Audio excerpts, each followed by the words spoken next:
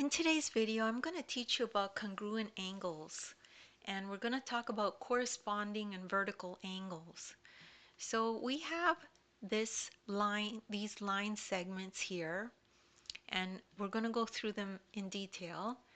And let's talk about the parallel lines. So line A and B, these two lines are parallel as indicated by the two arrows. So when you see two arrows like this, it means that these lines are parallel to each other. They'll never cross.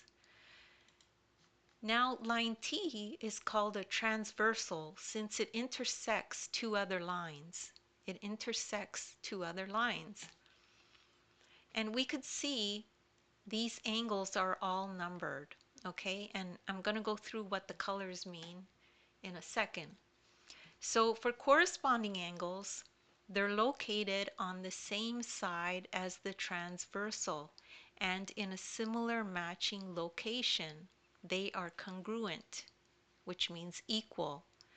So what does that mean? Located on the same side as the transversal and in similar matching positions. Well, here's a pair that follow this exact meaning. They're on the same side of the transversal and they're in similar matching locations. Okay, so that means angle 1 is equal to angle 7.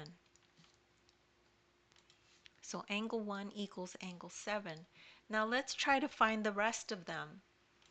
So we could see here that these two are on the same side of the transversal and they are in similar matching positions. Okay, so angle 3 and angle 5 are equal to each other. Okay, now let's find some more. Here's two. Angle 4 and angle 6, also on the same side of the transversal and in matching similar positions or locations.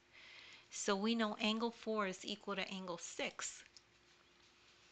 And then finally, our last pair, angle 2 and angle 8, you could see are on the same side of the transversal and in matching locations, matching similar locations.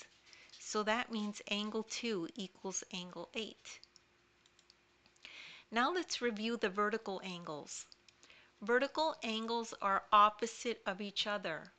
So let's identify some. So this angle, this pair of angles, 1 and 3, are opposite. So we know that they're equal to each other. Okay, angle 1 equals angle 3.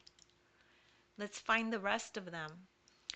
Angle 7 and angle 5 are opposite, right? Because of the crossing angle, the crossing line segment here has created vertical angles which are opposite to each other. So 7 and 5 are equal. So let's look at the other ones. So the line segment formed these two angles which are opposite to each other, so we know they're equal. Angle 2 is equal to angle 4. And finally, angle 6 and angle 8 are opposite to each other, so they are equal as well. And that's it. That's all there is to understanding corresponding and vertical angles. And don't worry if you don't understand this right away. You could just rewatch the video. As well, take a look at the description. There's a link there to my ebook. You could follow along in the ebook as you watch the video. You'll find a link to this very lesson inside the ebook. As well, if you need extra help, take a look at the description. There's a link there to other videos of mine that I've done that are similar to this. Please make sure to like and subscribe, and thank you so much for listening.